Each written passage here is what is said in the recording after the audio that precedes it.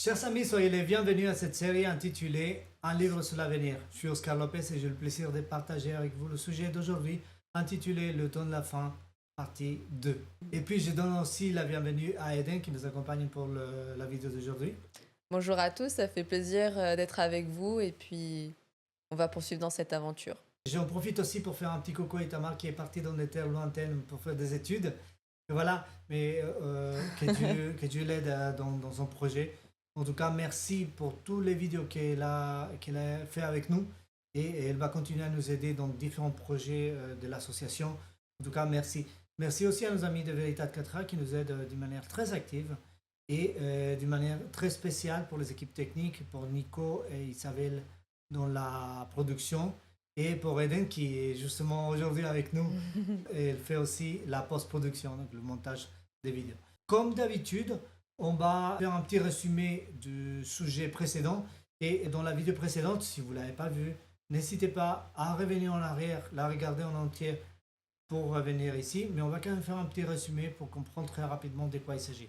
On avait parlé du temps de la fin dans différentes histoires de la Bible. Et on a parlé du temps de la fin dans l'histoire de Noé. Ouais. On avait expliqué que dans cette ligne de temps, il s'est passé plein de choses. Donc on a le texte ici. Je vais aller très très vite. Et attention, les dates qui sont là, ce sont des dates d'après les chronologies bibliques.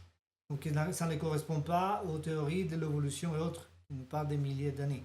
Donc la Terre, la création de la Terre, d'après ces chronologies, a eu lieu en 4004 avant Jésus-Christ. C'est la création, et puis il a eu une période de stabilité spirituelle, entre guillemets, après le péché, bien évidemment. On l'a expliqué dans le sujet précédent. Mais à un moment donné, les enfants de Dieu, ils vont s'unir aux filles des hommes. Ouais. Mais ces enfants de Dieu, ce n'est pas les anges, comme certains disent, mais en réalité, c'est l'Église. C'est ce qu'on a expliqué dans le sujet précédent. Et c'est l'Église qui va commencer à rentrer en apostasie. Et donc, ils vont progressivement abandonner la foi en Dieu. Jusqu'à ce qu'ils arrivent à un point critique de la société où Dieu décide de détruire l'humanité. Pourquoi? Parce que c'est écrit ici, dans le verset 7, Et l'Éternel dit, j'exterminerai de dessus la terre l'homme que j'ai créé, depuis l'homme jusqu'au bétail, jusqu'au reptile et jusqu'à l'oiseau des cieux, car je me repens de les avoir faits. c'est ça le point de rupture en fait dans l'histoire de la création où Dieu il décide de détruire l'humanité. Mais il a détruit pourquoi? Parce que toutes les pensées de leur cœur étaient d'une manière continuelle vers la méchanceté, vers le mal. Elles étaient sujettes au mal en fait. Oui, c'est ça. Et donc, dans cette génération, il y a seulement Noé et sa famille qui ont trouvé grâce aux yeux de l'Éternel. Donc, cette histoire-là, c'est une histoire critique, dans laquelle il y a un point d'inflexion, et ce point d'inflexion, on appelle ce point le temps de la fin.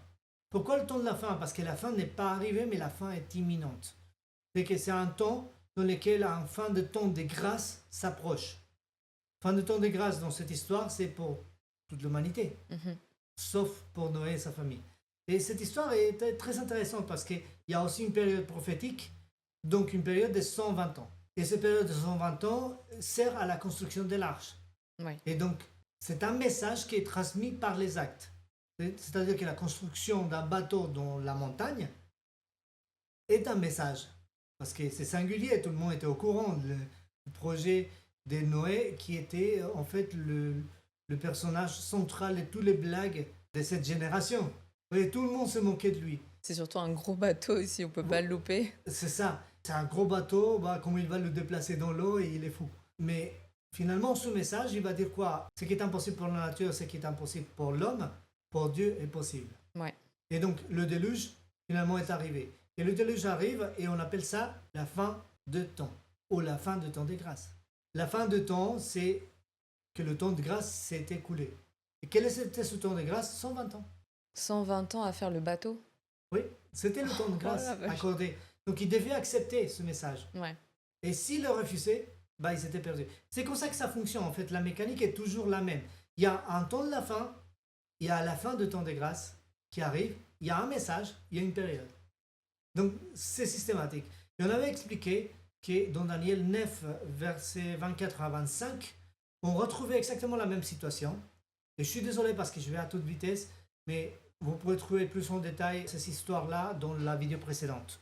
Donc vidéo numéro 15. On a la prophétie de 70 semaines qui est expliquée dans le livre de Daniel chapitre 9.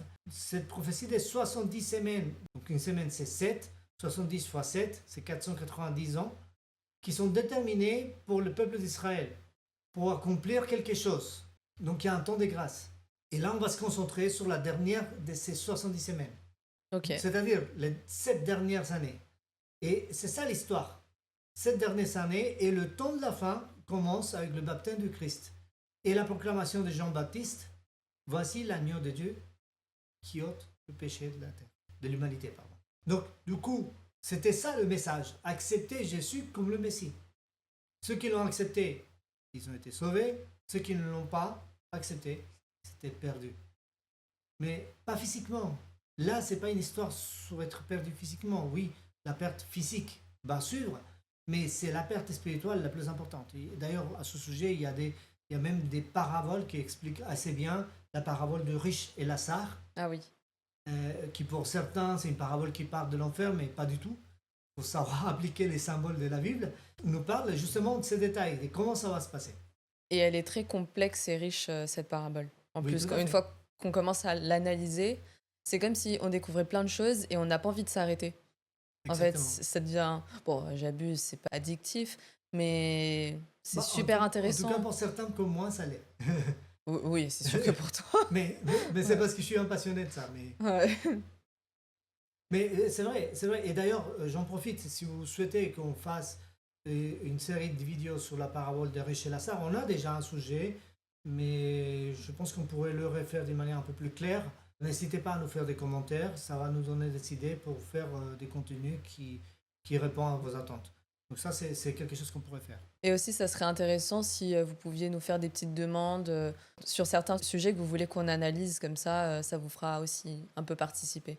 Ouais, c'est ça. C'est d'ailleurs comme ça qu'il fonctionne Veritat 4A, c'est-à-dire que les adhérents ils vont soumettre des sujets, on les analyse en ordre de priorité et en votation, on décide quels sont les sujets qu'on va traiter.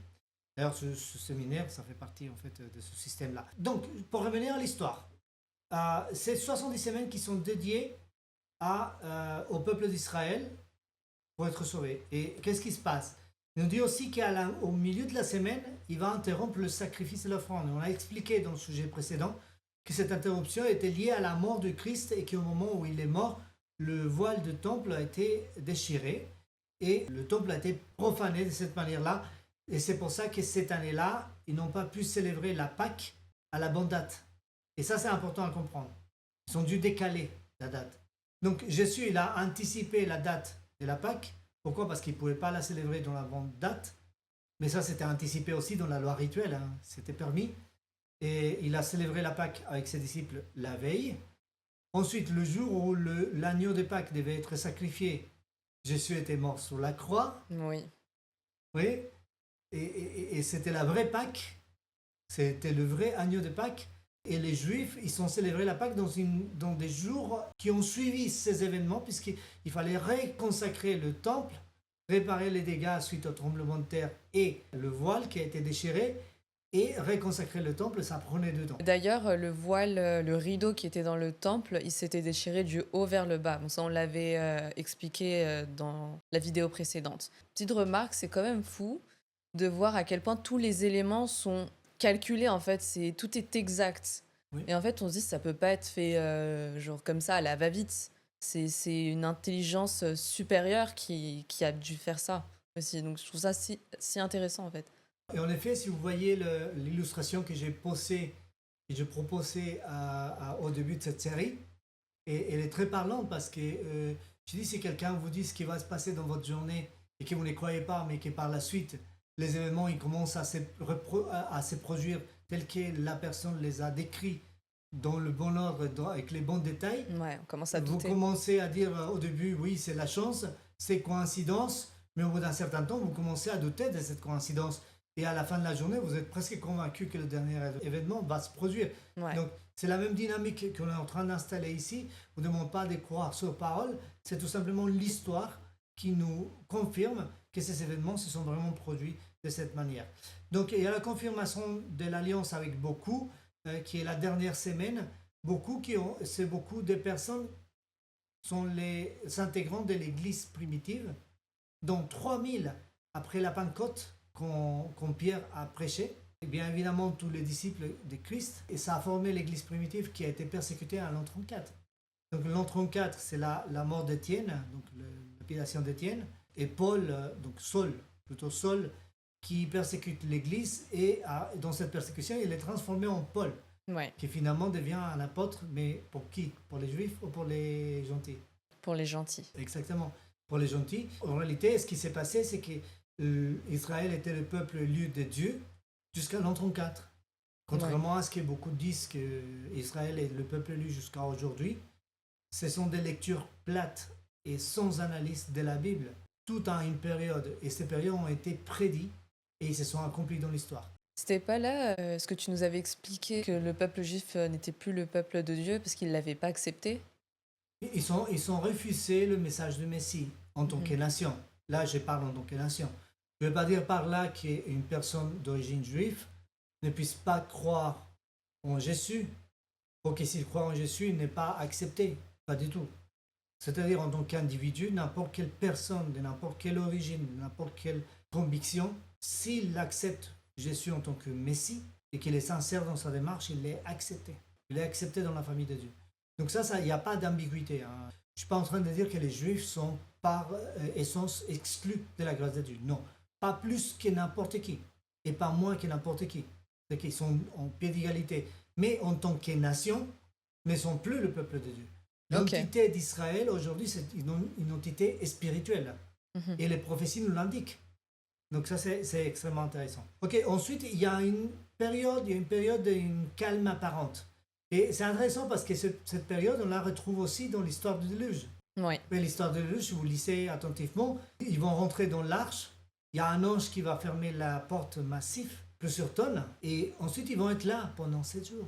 Pas une goutte de pluie. Donc c'est une épreuve pour eux.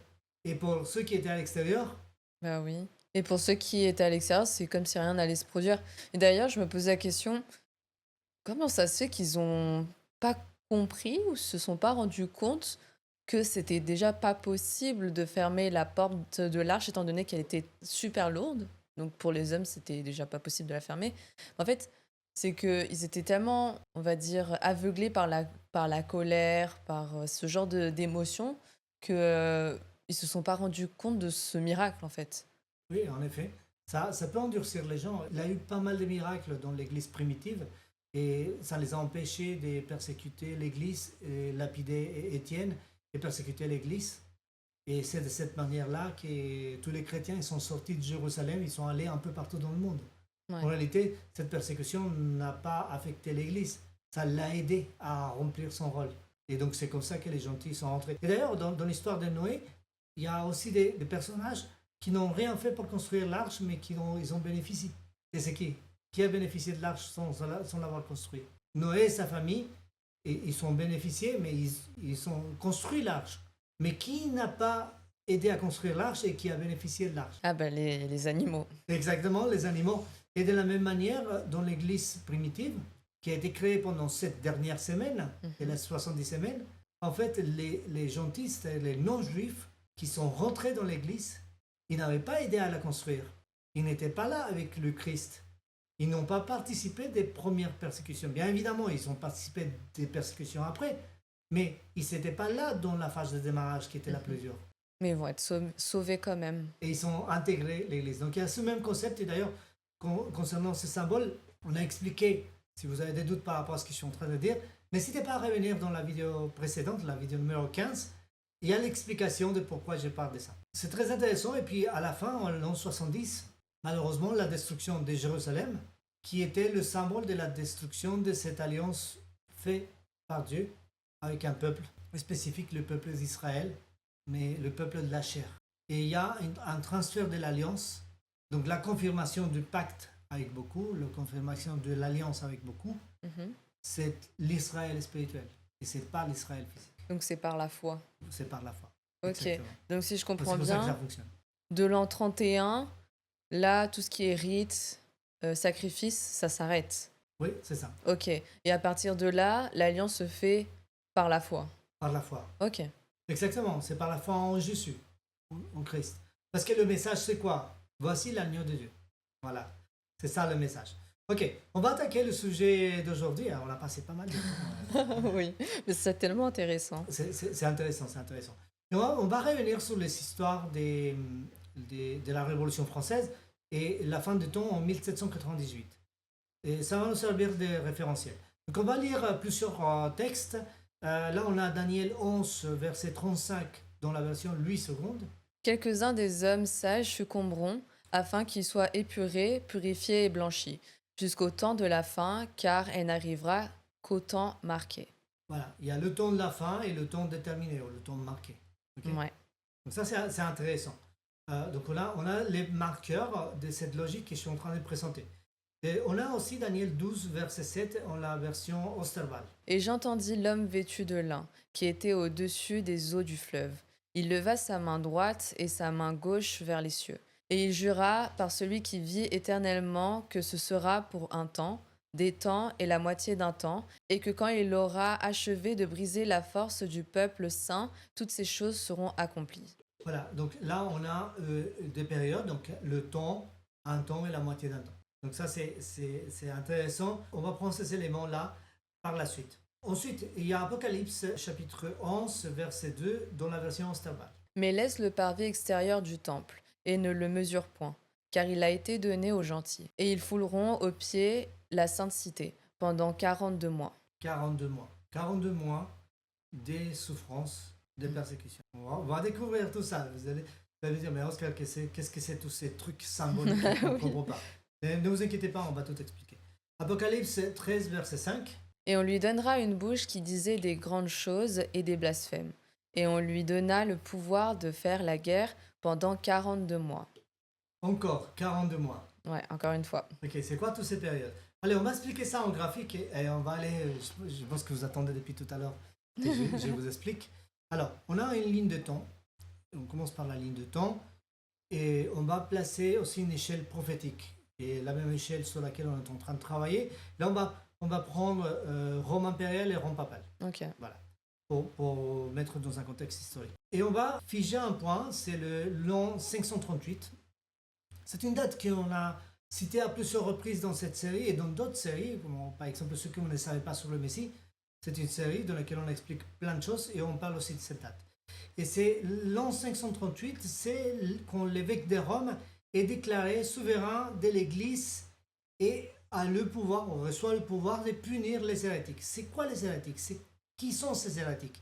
Ce sont ceux qui veulent faire des recherches sur la Bible ou tout simplement ne veulent pas obéir à son ordre.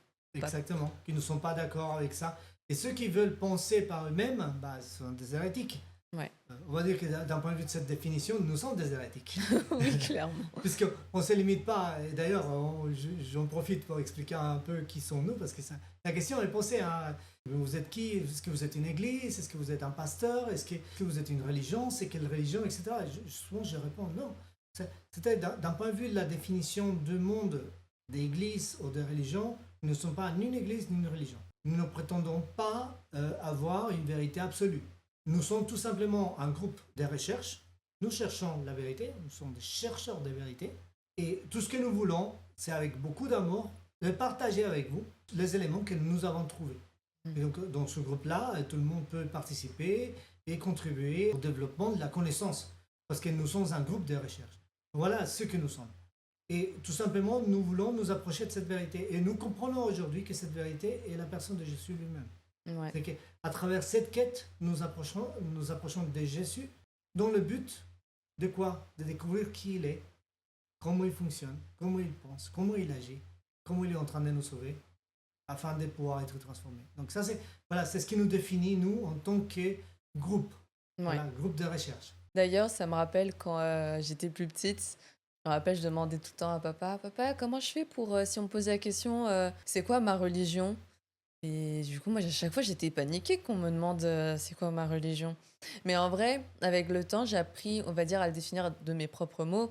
Donc, c'est-à-dire que si on me demande ça, je dis tout simplement, on est un petit groupe de recherche, donc on croit déjà en Dieu, et aussi on recherche la vérité. Donc, à travers la Bible, les prophéties, et puis l'histoire aussi, parce que les deux ne peuvent pas être séparés, en fait. Tout à fait. Et puis, bah, c'est comme ça qu'on commence à me poser des petites questions s'ils veulent approfondir. Souvent mes amis me disent, me posent des questions. Je leur explique avec mes mots, mais je leur conseille aussi de voir des vidéos de Veritat qui sont, on va dire, un peu plus poussées. Voilà, Oui, l'idée c'est de donner des outils aussi. c'est ça. Ouais. Il y a beaucoup de gens qui ont été inspirés par ces sujets. Je pense que vous l'êtes aussi, sinon vous ne serez pas en train de regarder. Et on vous remercie pour ça. Et on vous félicite et on vous encourage à continuer.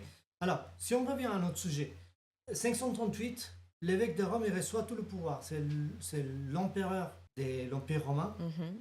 qui va lui donner ce pouvoir par une lettre. Si on prend temps et mi-temps, des textes qu'on vient de voir, alors, quand on parle de temps, on peut parler dans la Bible de plusieurs choses. Un temps, ça peut être une heure, Ouais, ça peut être une journée, ça peut être une année. ouais, Ok, ça dépend du contexte. Donc, admettons, on va voir si ça fonctionne. ok. Ok. Admettons qu'un temps, c'est un an. Donc, on parle d'un an, des temps, c'est 2 ans, Ouais, et un demi-temps, c'est la moitié d'un an. oui, Ok. Donc, si on prend en compte qu'un an biblique, prophétique, est un an lunaire et pas solaire, donc c'est un an des 360 jours.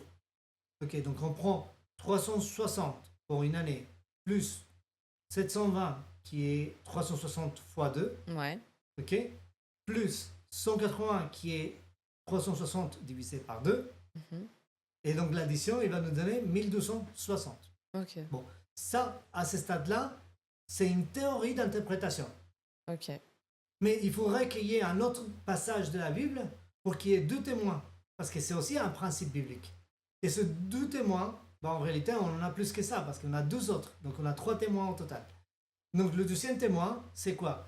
Les deux passages qui nous parlent des 42 mois, ils nous parlent de la même période. 42 mois, si on prend 42 mois, mois lunaire, 30 jours, pas un mois solaire, mais mois lunaire, 30 jours. 30 jours, si on multiplie 42 fois 30, ça nous donne 1260. Pourquoi on prend des jours lunaires pour le 42 mois? Parce que si on regarde en détail les différents calendriers bibliques, Mhm. ils sont tous lunaires. Ok, D'ailleurs, dans la Genèse, il nous est indiqué que le soleil va marquer les années et la lune va marquer les mois. ah, ok, C'est comme ça que Dieu l'a conçu. Après, le pourquoi, je ne peux pas dire exactement pourquoi. ouais, En réalité, j'en sais que cette partie, je connais que cette partie de l'explication, mais pas la totalité. ok, Mais voilà. Et en tout cas, c'est comme ça qu'à chaque fois qu'on parle des mois dans la Bible, on parle des mois lunaires. D'ailleurs, il comptait, le peuple d'Israël, il comptait les festivités en lune. Temps de lune. Temps de lune, c'est temps de mois. oui, c'est vrai, dans Ok. les films aussi, ok, Dans le film, oui, ils ont reproduit ça. Ok, ensuite, donc on a 1260 dans les deux calculs. Ça veut dire que ça me parle de même période. Et si on voit les événements qui sont décrits dans ces différentes prophéties, ils vont tous s'aligner avec ces périodes qu'on va corroborer dans l'histoire. Donc on a un témoin dans le premier texte, dans le deuxième, 2 fois 42 mois, parce qu'il y a deux textes qui nous parlent de 42 mois, donc on a trois témoins, et on a un quatrième témoin. Et qui est ce quatrième témoin? Ah, c'est l'histoire. C'est-à-dire qu'il doit avoir une période dans l'histoire, et c'est pour ça que j'ai pris le 538, nous décrit un pouvoir qui a oppressé le peuple de Dieu, l'a persécuté, il l'a tué, il l'a brisé, mhm, et dans ce pouvoir se termine 1260 années après. ok, On va voir si l'histoire corrobore ou pas. Donc si on prend comme point de départ le 538 plus 1260, ça nous donne 1798. Ça veut dire que dans l'an 1798, on doit trouver un événement dans l'histoire qui confirme notre théorie. Donc on va essayer de le projeter en graphique et on va positionner 1798 après Jésus-Christ. Et si on trace la ligne, qu'est-ce qu'on va trouver dans l'histoire en 1798? Ce même pouvoir qui est né en 538, c'est-à-dire le pouvoir de la papauté, va perdre toute la force, toute la domination géopolitique. Vous voyez, en 538 et les années avant ça, en fait, ce qui a produit, ce qui a rendu possible au pape d'avoir le pouvoir, c'est justement les armées des Clovis. On l'a expliqué en détail dans le sujet précédent. mhm, C'est les Français. Et là, en 1798, les Français, Général Berthier, il va donner cette blessure mortelle. il va lui ôter ce pouvoir. Donc ça, c'est intéressant parce que on voit qu'effectivement, cette période, il s'accomplit. Et qu'est-ce qui s'est passé pendant tout ce temps? On appelle cette période, dans l'histoire, on l'appelle l'obscurantisme. Pourquoi l'obscurantisme? Parce que les sciences ne pouvaient pas se développer. Ouais. Parce que si un scientifique disait quelque chose qui était contraire à l'interprétation des papes, il finissait sur la Bresse. Et donc, pendant cette période d'obscurité, il n'y avait pas que les sciences qui étaient interdites. Il y avait aussi la lecture de la Bible qui était interdite. Ce qui s'est passé en 1798, c'est que suite à la destruction de l'Inquisition, les sociétés bibliques internationales se sont développées. Puisque les personnes, d'abord, c'était la France qui avait rejeté en fait le pouvoir du catholicisme, mais il y a beaucoup de pays qui ont fait la même chose. Donc ça a créé des niches où ces sociétés bibliques internationales pouvaient se développer. Ça ne veut pas dire que l'Église a perdu tout son pouvoir d'un seul coup, mais à partir de là, il commence à perdre sérieusement en puissance. Donc, et ça a permis le développement de quelque chose, et donc la diffusion des messages, la facilité de lire la Bible. Si on prend une autre prophétie de laquelle on a parlé dans les différentes séries, c'est la prophétie de Daniel 8, verset 14, qui nous parle de 2300 années, et qui a, au démarrage, vous pouvez le voir dans les différentes vidéos qu'on a dans la chaîne, en 457, qui est le décret pour établir Jérusalem, ça nous amène à 1844. Et dans cette période, on va trouver au milieu, donc on a 1, 2 et 3, c'est les 3 anges d'Apocalypse 14. Ça, je sais que je parle vite de tout ça, mais on peut parler plus en détail dans les vidéos qui vont suivre. Mais en tout cas, on a le message numéro 2 et on a les protestants qui vont rejeter le message de la deuxième venue de Christ. Donc il y avait une tombe de la grâce, une tombe de grâce qui était ouverte pour eux de 1798 à 1842 en réalité, 1842 pour être plus précis. Et c'est là qu'eux, ils rejettent officiellement ce message. Donc même schéma, même situation, même conclusion. Et ça développe d'autres temps. Et donc voilà comment fonctionne le temps de la fin, qui nous amène au temps de la fin d'aujourd'hui. D'ailleurs, je vous ai spoilé un peu, mais c'est juste pour vous donner le goût de nous suivre. C'est qu'on est dans le temps de la fin depuis 1989. 1989, la chute du communisme en Russie. Et le signal, la marque visible, c'est la destruction du mur de Berlin. Et on dit qu'à partir de là, il y a une prophétie qui commence à courir et on est en plein dedans. On a vu les événements, on est en train de les voir tous les jours. Aujourd'hui, on est en guerre entre Israël et l'Iran. Et une pensée aussi pour tous les blessés des guerres des deux côtés. Ouais. C'est lamentable comme guerre. Et j'espère qu'on aura encore le temps pour pouvoir transférer ce message et l'enseigner à d'autres personnes.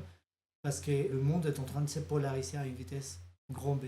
Et ces événements, ils sont en train de s'accélérer. Et justement, toutes ces prophéties nous parlent de ces événements. Voilà l'utilité du livre de Daniel. On avait fait l'analogie de quelqu'un qui pouvait vous décrire l'avenir de toute une journée, au tout début de la série. Et aujourd'hui, on voit concrètement qu'est-ce que ça a comme importance.